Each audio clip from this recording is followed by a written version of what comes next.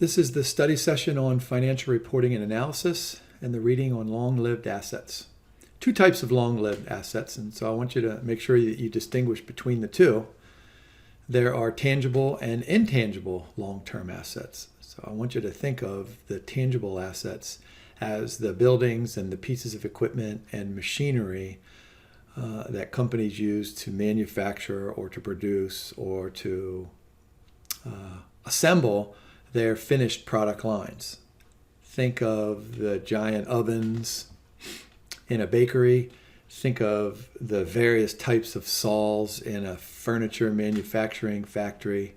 But then for intangible assets, think about assets that really don't have a physical presence, but clearly they're an asset and clearly they pay off over the long term.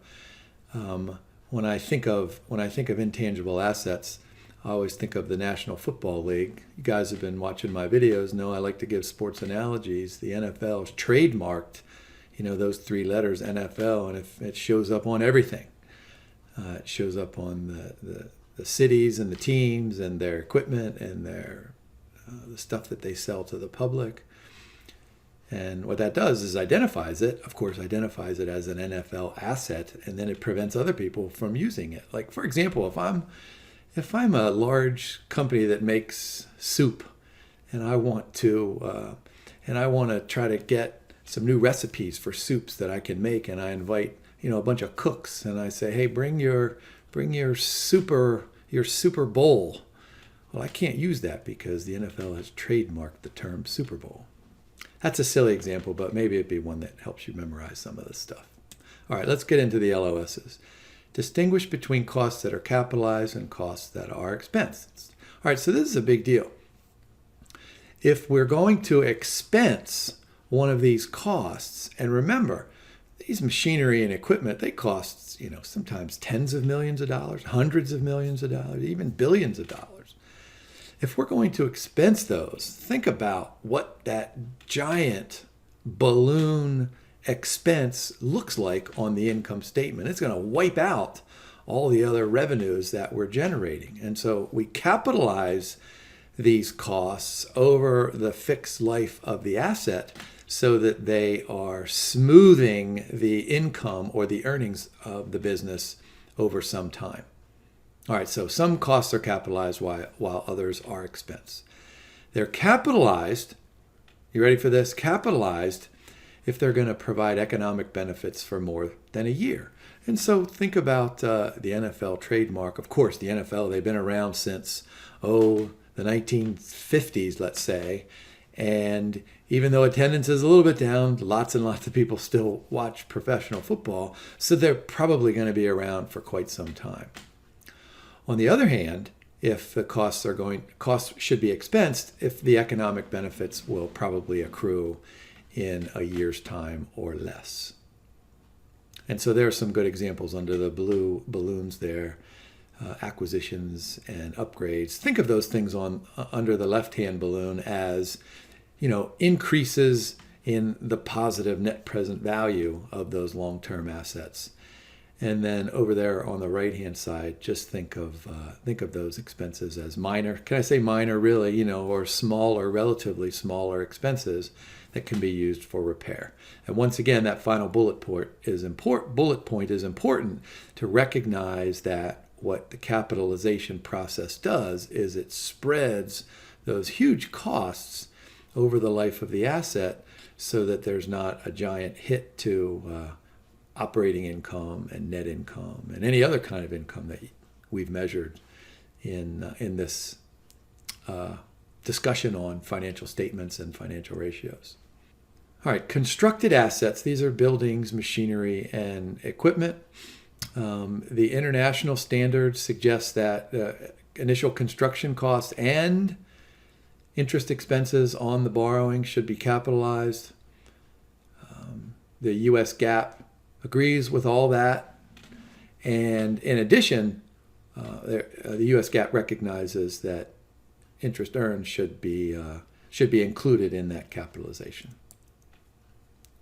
How about intangible assets? There's a good definition. Non-monetary assets which are without physical substance and are identifiable. And there are generally three ways that firms can acquire an intangible asset. They can just buy them from another company, or they can acquire another company. And note that the international standards and the US standards are identical for both of those scenarios, recorded at fair value and eligible for capitalization. And that eligible for capitalization has to meet a couple of standards like, is it identifiable? Is it measurable? And it has to be something that's not physical as well. But if these things are developed internally, then the international standards and the U.S. standards, they disagree with each other on the development costs. So the international financial reporting standards indicate that the research expenditure should be expensed and the development costs should be capitalized. Note that U.S. GAAP says that both research and development costs should be expensed as occurred. Now, there's an interesting little sidelight about software development. They're expensed before technological feasibility, and once they are established, then they're allowed to be capitalized. Now, how does the difference between capitalizing and expensing affect, all of the readings that we've been looking up to in the financial statement readings, up to this point? So what are the kind of things that we've been talking about? We've talked about, of course, the balance sheet and the income statement and the cash flow statement. And then we did a whole series on, things like financial ratios and profitability. And so here's a good slide to know. Capitalizing enhances current profits because it spreads those expenses out over time. And of course, when we compute operating cash flow for things like calculating net present value, we're gonna add back those non-cash expenses like depreciation and amortization, so it will increase cash flow.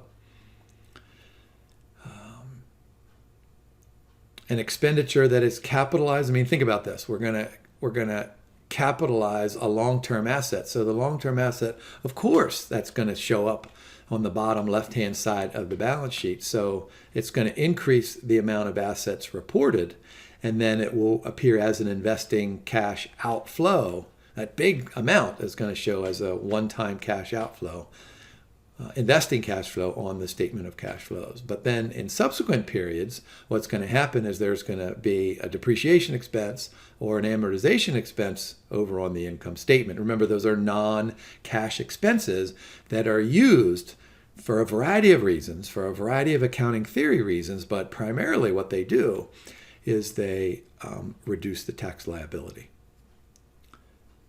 What expensing does, of course, is it reduces the current period profits, but then, since it's expensed today and not expensed in the next time period, it will increase future profitability. And so it will reduce net income by the after-tax amount of the expenditure. And then once this expense occurs on the income statement, there's no corresponding addition to assets over on the balance sheet. And then, of course, if there's no addition to assets on the balance sheet, then there can't be a depreciation or an amortization expense over on the income statement. All right, how about different depreciation methods? And let's go ahead and calculate depreciation expense. So I have a couple of slides where we'll do some math. There's the calculate.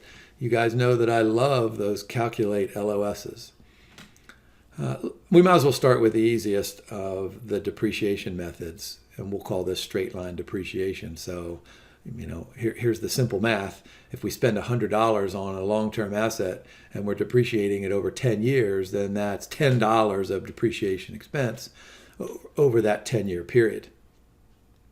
But of course, what complicates the straight line method of depreciation calculation is an estimate of residual value. And so to get the annual depreciation expense, we take the cost of the asset, the initial investment, the historical cost, subtract out that residual value, and note it's an estimate. It has to be an estimate, right? and then we divide by the useful life or the estimate of the useful life. I remember when I was an undergraduate student as an accounting major, being 20 years old, thinking, man, it must be really difficult to buy a machine today that's going to bake crackers or cakes or something, and you expect to use it for 5 or 7 years, and then what do you think you're going to sell it for after 5 or 7 years? And then I used to think, you know what? If you're maintaining the asset and its useful life is over in 5 years, then why would you want to sell it? Why wouldn't you want to keep using it? But then I studied some more accounting, and I realized that these are really important accounting theory questions, and the accountants have really good answers for these things. Anyway, one final comment here. A lot of companies just assume their estimated residual value is just 0. All right, how about if we take a look at an example? We've got $5,000 worth of coffee processing equipment. That makes no sense to me. I've had less than 5 cups of coffee in my life, so I don't really know anything about coffee processing equipment. So $5,000, there's residual value, $500, useful life of 4 years. So really, we're not going to depreciate the full $5,000. We're only going to depreciate $5,000 minus $500, which is $4,500. And so what we're going to do is take the $4,500 and divide it by 4, and that gives us $1,125 worth of annual depreciation expense. So look in the third column there. First column says years 1 through 4. Depreciation expense is $1,125. So straight line depreciation, that's a fixed depreciation, a constant depreciation expense every year. And so we start with the beginning net book value of the initial cost, and then we work our way all the way down to the bottom right of that ending net book value of $500, which represents the residual value. I guess the accountants think that if we actually sell this for $500 in 4 years, no chance of that happening, right, in the realistic form of life. But then we would owe no tax liability. There would be no recapture. There would be nothing interesting that would happen at the end of 4 years. But of course, nobody ever sells their asset for exactly their estimated residual value. And then accumulated depreciation there in the fourth column, of course, that sums to the $4,500, which should make perfect sense. How about the accelerated method? So going back here just really quickly, straight line, what does that do? That's fixed depreciation expense every year. And so what the company gets is they get a fixed subsidy in the form of a lower tax liability every year. But what happens if the firm wants to accelerate the depreciation and get more of a tax benefit early years and less of a tax benefit in later years? And so when you compute the present value of those things, there's more value to the firm for using these accelerated methods. So allocation cost is greater in the earlier years, of course, and less in the later years.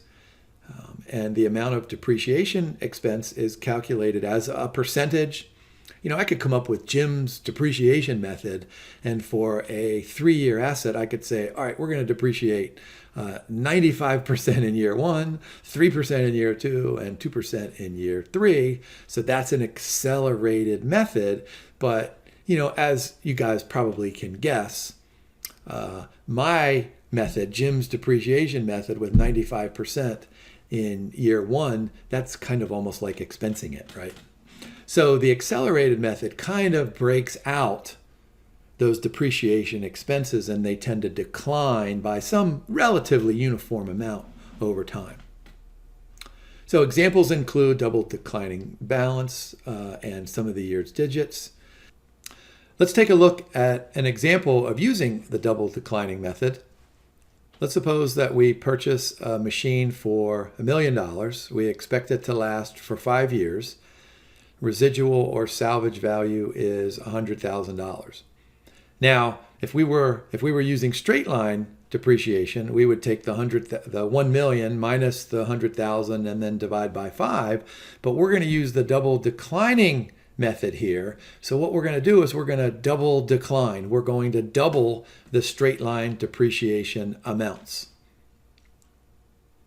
Now, when we compute the double declining depreciation expense every year, we ignore the salvage value. All right, so look at this. We have $1 million divided by the 5 years. That gets us 200,000, right? So let's double decline it. Let's double that amount. So look in the third column there next to in the row 2018, there's $400,000 worth of depreciation expense. Which means if you switch over to the prior column, that the book value of the asset after that first year's depreciation is now 600,000. So what we do is we kind of pretend that we're depreciating this again over 5 years. So 600,000 divided by 5 years, what does that get you? 120,000, right? And then double that. So that gets you the depreciation expense of 240,000, and you just continue to do that down all the way to the bottom until you get to that $100,000 worth of residual value. See how cool that is? And so think about this. This really is an accelerated depreciation method. I mean, look, you start with 400 in year 2018, and 4 years later, or in the year 2022, you're only depreciating, about 30,000 of the assets. So clearly, this is an accelerated depreciation method. So the firm is going to get lots and lots of a lower tax liability early on, and less of a lower tax liability later on. Now, how about units of production? This is particularly relevant for companies that want to match their depreciation expense with an actual production of some kind of a finished good or service. I mean, it makes perfect sense to use, like a straight line depreciation method for a building or a piece of equipment that can be used for lots and lots of different purposes, like you guys know I used to work in the donut factory. They had a forklift. Who knows how much that forklift costs? So maybe it cost $5,000, but that forklift was used for lots and lots of stuff. So that makes sense. But if you can link the production process with the depreciation expense, then the units of production method might make some sense. And so all we're really doing here is taking a ratio of the amount of production that occurred during the course of a time period, like 1 year, versus the total productivity over the life of the asset. If we have a machine that's going to make 1 million donuts over 5 years, and we think that we're going to make, say, 300,000 of those donuts in the first year, and then 250,000 in the second year, and then so on, well, then the depreciation expense makes sense then, should reflect that declining productivity. And that's all units of production method does. All right, here's an example units of production method. Here's the coffee processing equipment for $5,000. Residual or salvage value $500, useful life 4 years. Now remember that if we use the straight line depreciation method or the double declining balance method, we really don't care about that next bullet point, the productive capacity of 1,000 kilograms of coffee. But now what we want to do is we want to attach that productivity to the depreciation expense. So notice that we've got 1,000 kilograms over the life, but each year it's going to be 400, 300, 200, and 100. So they sum to 1,000. So all we're going to do is take a fraction for each year's productivity and then multiply it by the depreciable amount. So if we take the 400 in year 1 divided by the total of 1,000, that gets us 40%, right? Take 40% of the difference between the initial cost of 5,000 and then the residual value of 500. So that's 4,500 times 40. And that gives us $1,800 worth of depreciation expense. And then we just do the same thing as we move down for years 2 and 3 and 4. We're going to multiply that, the book value by the 30% and then the 20% and then the 10%. And so note that in this case, since our productivity declines, which makes some sense that, the machine, when we first start making this in processing this coffee, the machine is brand new and it's perfect and it's not making any mistakes. And so it's at its capacity, right, for that first year. But then over time, it kind of wears out a little bit, and maybe there's some spoilage. We have to throw a couple things away. Maybe we have to shut the machine down to repair it. And so that accelerates over time. And so once again, this units of production method results in a accelerated depreciation, accelerated, but not in the sense of the accounting acceleration that we did before, but in a sense of the acceleration because the productivity declines. All right, how about this LOS? The choice of depreciation method and assumptions concerning useful life and residual value. So how does that choice of any of those methods affect things like depreciation expense and financial statements and ratios? Well, the accelerated methods are going to result in, of course, higher depreciation expenses in the earlier periods. We said that. What that means then that there will be lower operating profit margin and operating return on assets in the earlier years, but that will then be reversed in the later years. What this also results in is lower average total assets in the earlier periods and then a higher asset turnover ratio. So this is important as a financial analyst to know what kind of depreciation methods, what kind of useful life estimates, what kind of residual or salvage value estimates that the business is making so that we can make a comparison of different companies who do things differently. Remember, the accounting bodies allow a wide range of choices. And so it's not fair to compare a firm that's reporting straight line depreciation with a firm that's reporting double declining balance depreciation unless we know the differences and then we can make adjustments. All right, how about intangible assets? So how did we define those intangible assets? They really don't have a physical presence or a physical substance. You can't really look over there and see a machine.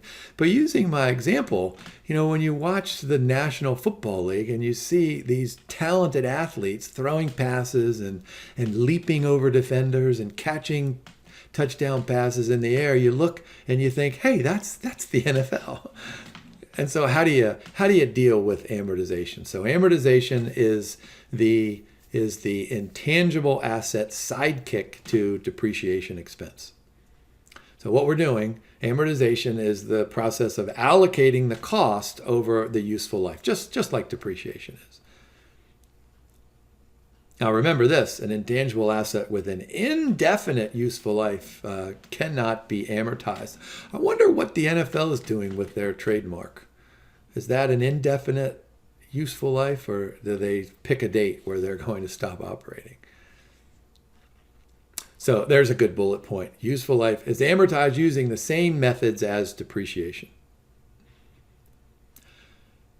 But with an intangible asset, it's difficult, more difficult, maybe sometimes even really difficult to estimate that initial cost.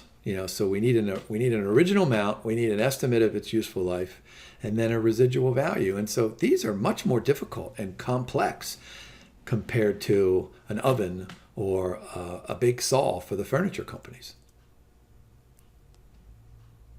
Now, how does the choice of amortization method, and this is similar to what that earlier LOS told us, of course, they're going to affect the financial statements. And so shorter useful life means higher amortization expenses each year over a shorter depreciation, over a shorter period. But the total accumulated amortization expense over the life is probably going to be unaffected. If straight line method is used, then it's fixed just like it was with depreciation. If an accelerated method is used, then it'll be higher in earlier years. How about revaluation models? This is allowed only under the international standard. And so these long-term assets, you start with the initial cost, that initial book value, right? Full cost of the asset. You might consider some residual value. But then that book value is lowered by the amount of depreciation expense and, of course, the accumulated depreciation over time. But what happens if the value of the asset changes over time? Can you revalue that asset? Now, sometimes the asset increases in value and sometimes it decreases in value.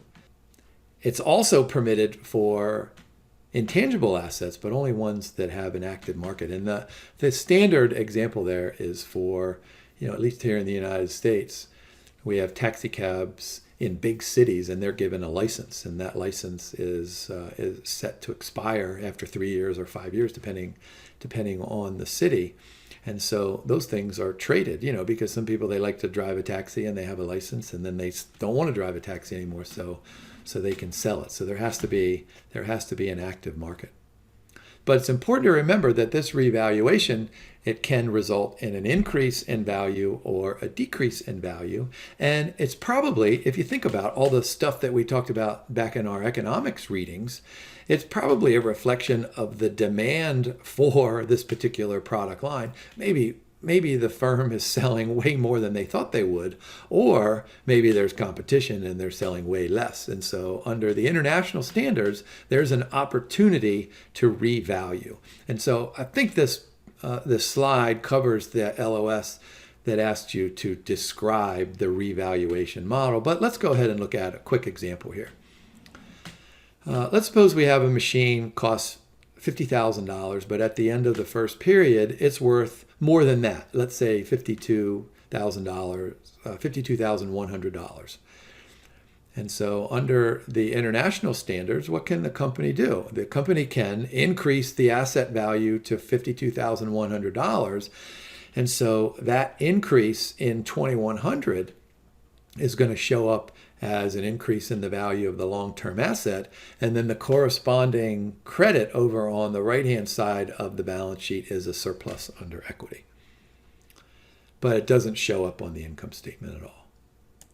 Then part B, suppose the fair value of the item after the second year is down to $4,800. And so then what we need to do is kind of reverse the revaluation. And so instead of showing the asset as, what was that, 52,100, we now show it as 4,800. And then that loss, that reversal, is going to show up on the income statement. So that's probably a big difference to remember here. So let's go back to this slide. This is only under the international standards. GAAP requires you just to use the cost model. And so remember that if you get that on the exam. What about impairment? Impairment is exactly what the name suggests, is you have some property or some plants or equipments or intangible assets in which the carrying amount, the amount shown on the balance sheet, is greater than its fair value or its recoverable amount.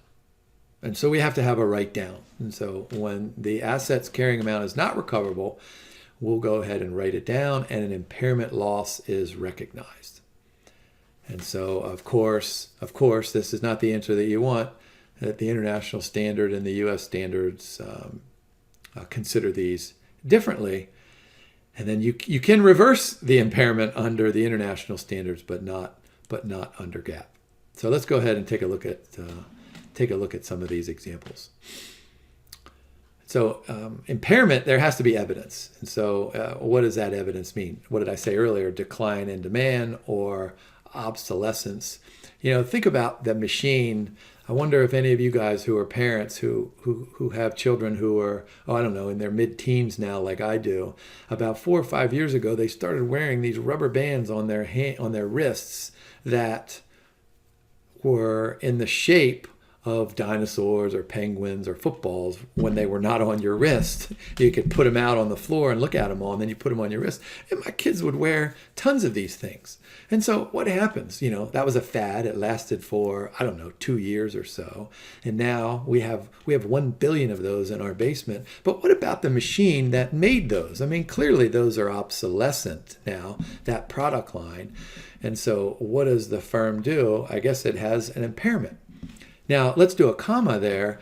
Of course, the companies that make these things, they can easily retool their machines so they can manufacture the next fad. So there's probably not going to be impairment for those kinds of property, plant, and equipment. But clearly there are instances where the long-term asset is impaired. All right, so what happens here is that we have to worry about a couple of new terms.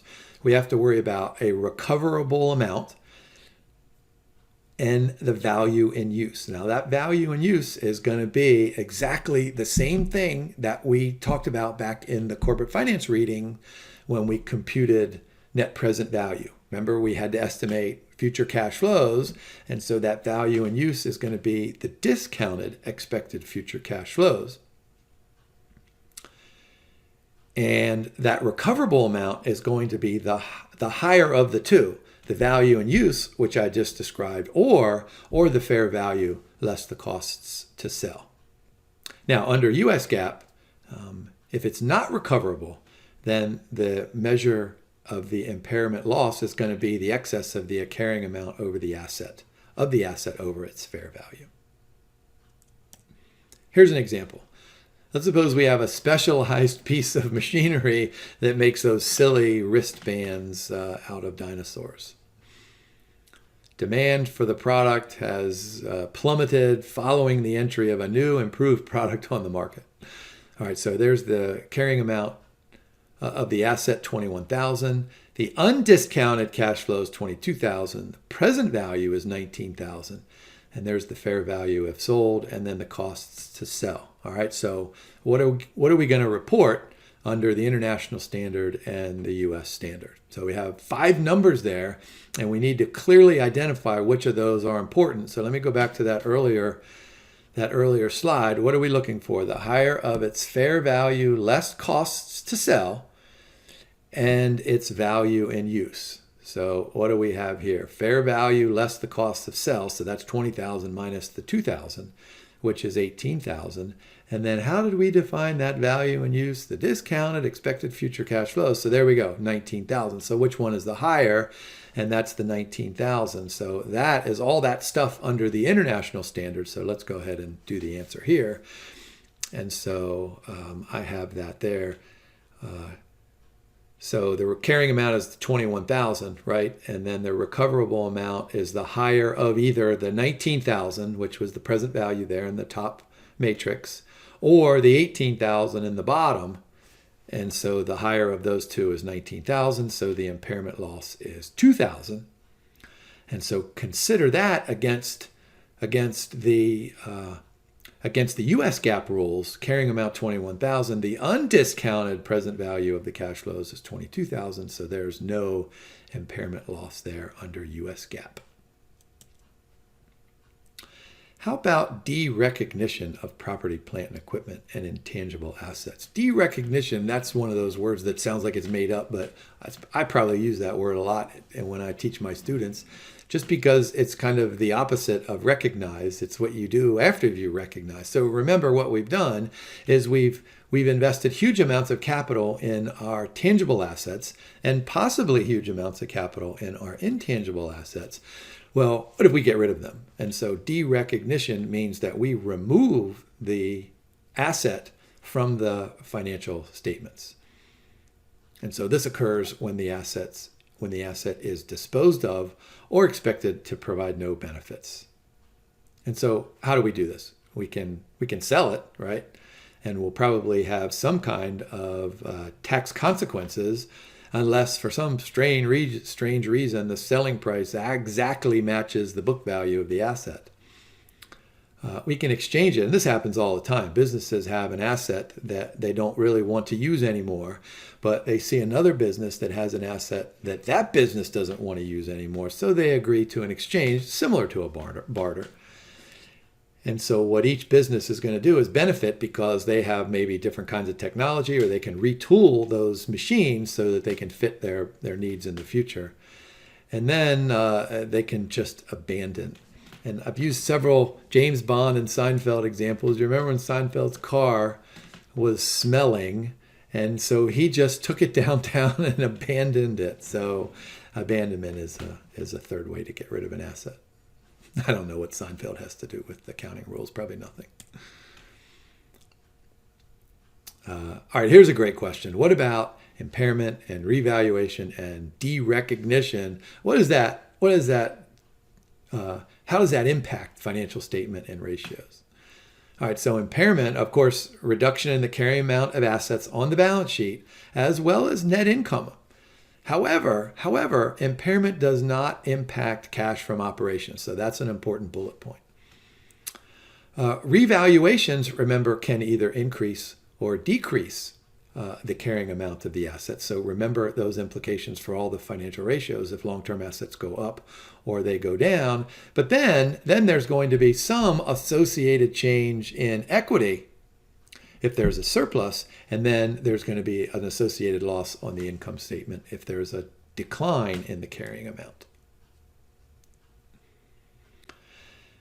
Now, how do we present all of these things in our financial statements? Of course, on the balance sheet, that's where we put the long-term assets, whether it's tangible or intangible. On the income statement, that's where we show the depreciation expense and the amortization expense. And then in the statement of cash flows, in the investment section, that's where investing cash flows are going to be acquisitions and disposals. And then, of course, depreciation and amortization is in the operating section. And then the notes are really important because remember, as good financial analysts, we're going to read the notes so that we can understand and we can decide about the decisions that the business owners or the executives have made in terms of their choice of depreciation and amortization methods, their choice of the expected useful life, and historical costs by different kinds of categories, and then we'll be able to see accumulated depreciations. Of course, we couldn't get through a reading without asking the question, what does all this have to do with financial ratios?